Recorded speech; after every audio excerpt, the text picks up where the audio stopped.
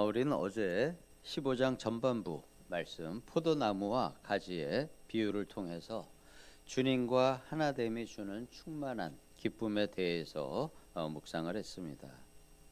주님 안에 그렇게 거하는 삶은 생명의 생수가 흐르는 축복의 삶입니다. 그렇지만 오늘 본문은 예수님과 그 함께하는 하나님의 나라에 대하여 외부 세계가 세상이 그 백성들을 대하는 분위기에 대한 말씀입니다. 주님과의 연합이 주는 영광 뒤에는 반드시 뒤따르게 되는 세상의 적대감, 그 적대감에 대해서도 이렇게 분명히 오늘 말씀에서 경고를 하십니다. 오늘 말씀에서 우리가 세상에서 겪는 고난이 무엇이고 또 그 영적인 싸움에서 승리하는 비결이 무엇인지 함께 묵상하시고자 합니다. 세상이 교회를 미워할 때 우리는 흔히 우리가 무엇을 잘못했는가를 때로는 고민을 하게 됩니다. 물론 우리의 행동 중에 우리의 윤리적인 실패, 잘못된 행동, 그러한 것들은 충분히 반성을 해야 합니다. 그렇지만 주님은 세상이 그리스도인을, 예수님의 제자들을 미워하는 더 본질적인 이유를 18절에서 이렇게 말씀하십니다. 세상이 너희를 미워하면 너희를 미워하는 것이 아니라 나를 미워하는 줄을 알라 라고 말씀하십니다. 제가 만약에 세상에 나가서 아니면 가족들을 만날 때 가족들이 나에게 어떠한 적대감이 싫어하는 마음이 있다면 그게 나를 미워해서라는 것이 아니죠. 그게 내가 예수님을 믿기 때문에 그 사람이 나를 경계하고 나에게 적대감을 가진다는 말씀입니다. 여기서 세상이라는 것은 우리가 사는 공간의 의미가 아니고 하나님을 반역하고 사단의 통치 아래에 있는 타락한 세상의 체계, 세상의 시스템을 의미합니다. 세상이 이렇게 우리를 미워하는 첫 번째 이유는 우리가 그들에게 속하지 않았기 때문입니다. 서로가 다른 세상에 있기 때문이라는 거죠. 유유상종이라고 하죠. 세상은 자신과 비슷한 부류를 좋아하게 됩니다. 그래서 우리도 우리의 부류끼리 모여서 이렇게 공동체를 이루는 것입니다. 그건 세상도 마찬가지라는 것이죠. 세상에서는 그들과 다른 우리들을 또한 받아들이기 싫어한다는 것입니다. 그래서 주님은 19절에서 이렇게 선언을 하십니다. 내가 너희를 세상에서 택하였기 때문에 세상이 너희를 미워하느니라. 여기서 택하였다는 헬라어의 의미는 수많은 무리 가운데서 특별한 목적을 위해서 뽑아냈다는 예수님의 의미입니다. 내가 너희들을 특별히 선택해서 뽑아낸 우리가 바로 그러한 사람입니다. 우리 성도님들 예수님께서 특별하게 뽑아낸 성도라고 주님께서 이야기하시는 것입니다. 우리는 이렇게 타락한 세상이라는 거대한 영적인 진흙탕 안에서 주님의 손에 의해서 빛의 영역으로 뽑혀 나와 선택받은 사람들입니다. 세상은 자신들과 똑같은 어둠의 본성을 공유하지 않은 우리를 보면서 거부감과 이질감을 받습니다. 그렇기 때문에 우리 성도 여러분, 세상에서 받는 미움과 소외감을 이상하게 여기지 않으셔도 됩니다. 주님께서는 그것이 당연하다고 하십니다. 이것이 우리 성도들이 세상에 속하지 않고 하나님께 속했다는 가장 확실한 구원의 영적인 표지이며 또 하늘나라에서 받는 우리의 훈장입니다. 제가 전에 섬겼던 일산의 하베스트 교회에서 어느 장로님께서 그러한 얘기를 하십니다. 그런데 그 이야기를 우리 교회의 서규찬 장로님께서도 신앙 안에서 같은 경험을 하고 있다고 제게 이야기를 해주셨습니다. 신앙생활을 시작하고 몇 년이 지나고 나면은 주변에 만나는 사람이 믿음의 사람 말고는 남지 않는다는 것이죠.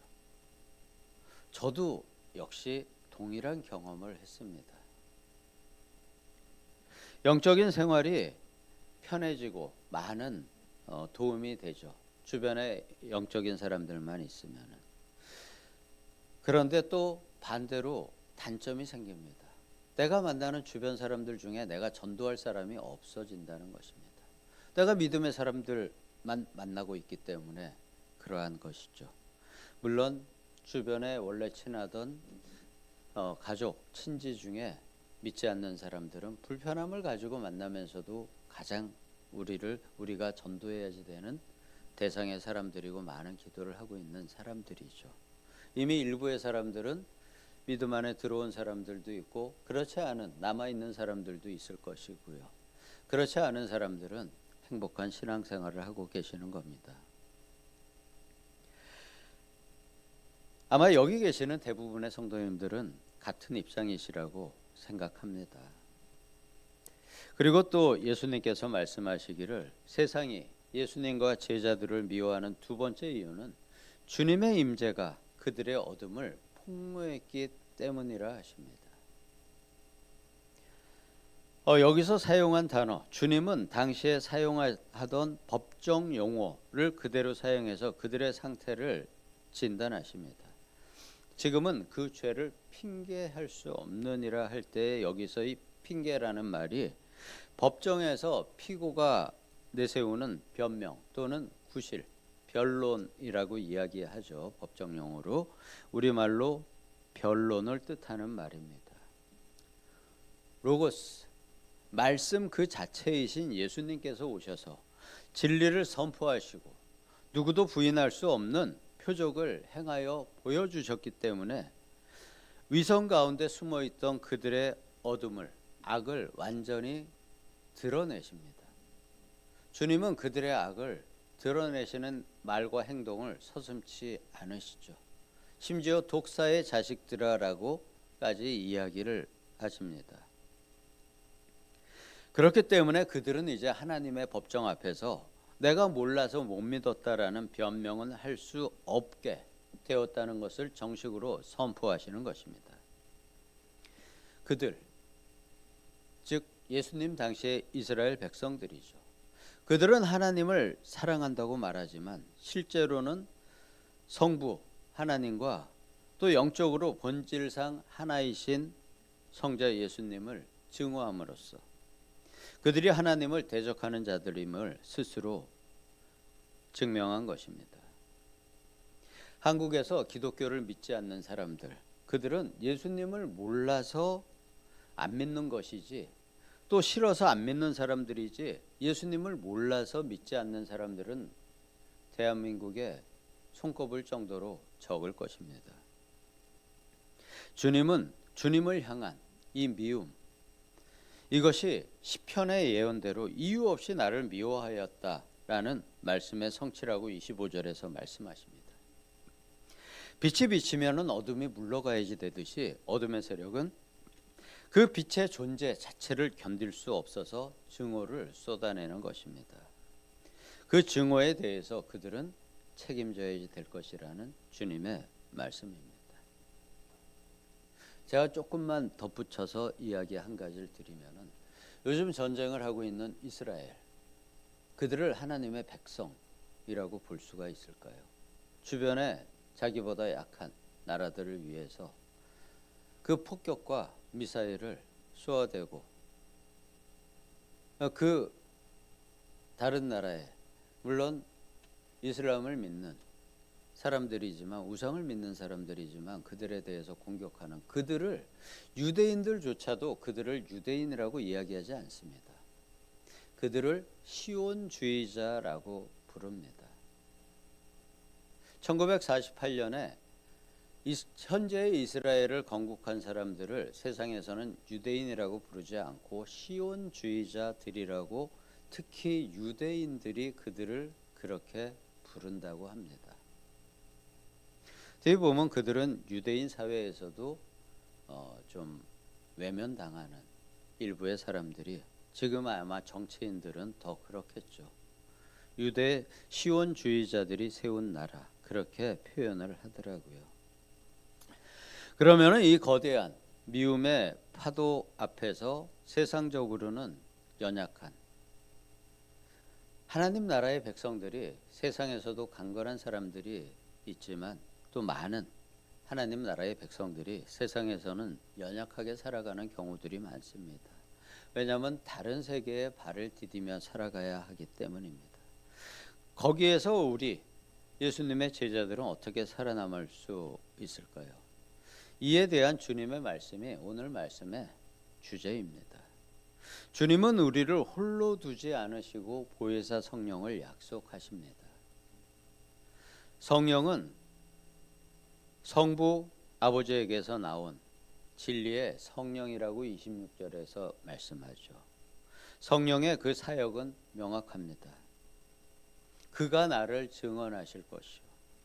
성령 하나님은 성자 예수님을 증거하고 증언하십니다.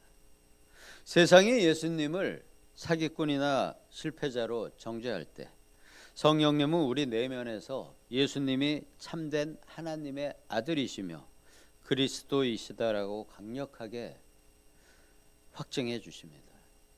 여기서 우리에게 놀라운 사실은 성령의 증언이 우리를 통해서 나타난다는 점입니다.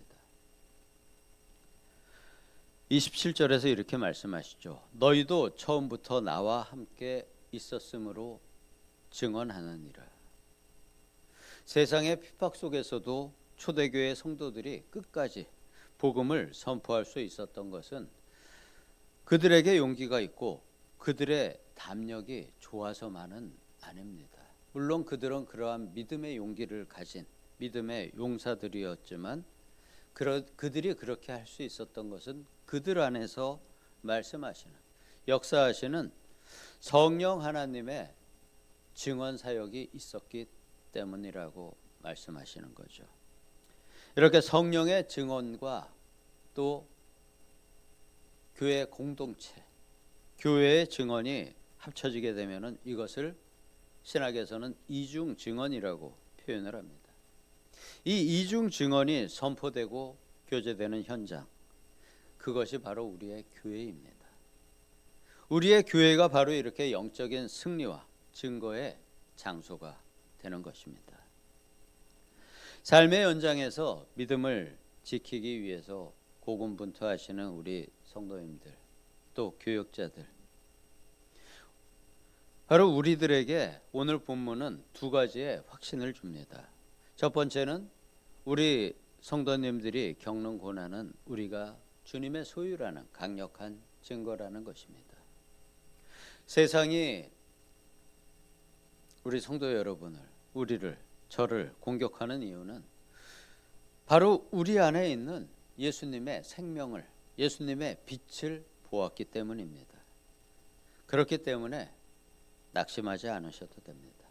세상의 미움은, 우리가 신앙으로 인해서 겪는 세상의 미움은 우리가 하나님 나라의 시민권을 가졌다는 가장 강력한 증명서이기 때문입니다.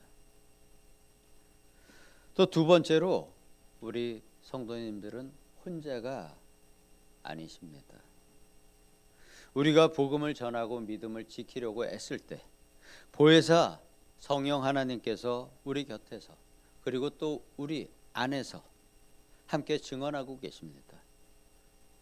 우리가 믿음을 전하는 전도의 현장이나 믿지 않는 가족에게서 외로움을 느낄 때, 그럴 때마다 이것을 기억하시기 바랍니다.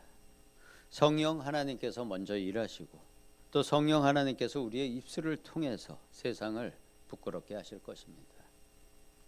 세상은 이유 없이 우리를 미워하지만 주님께서도 역시 이유 없는 사랑으로 우리를 선택하셨습니다. 이 주님이 주시는 사랑의 힘으로 그리고 성령의 증언을 힘입어 세상의 적대감을 뚫고 생명의 복음을 담대하게 선포하시는 거룩한 증인의 삶을 사시기를 예수님의 이름으로 간절히 축복합니다. 기도하겠습니다. 아버지 하나님, 우리 그리스도이신 예수님을 통해서 우리 마음에 성령 하나님을 보내주시고 그 십자가의 길을 가심에 가여 주셨음에 감사드립니다. 그러므로 우리에게 성령 하나님께서 우리의 마음에 임재하셨습니다. 우리는 그것을 하나님의 나라가 임했다라고 표현을 합니다. 주님께서 우리 마음에 오셔서 우리와 함께 먹고 마시고 잠자고 함께 생활하심에 감사드립니다. 지금은 우리 안에서 영적인 존재로만 우리를 만나고 계시지만 우리가 이 세상 떠나는 날, 아니면 주님께서 이 세상에 오시는 날에 서로의 영으로 보다 더 친밀히 교제하게 될 것을 기도하며 기대하며 예수님의 이름으로 기도드리옵나이다. 아멘.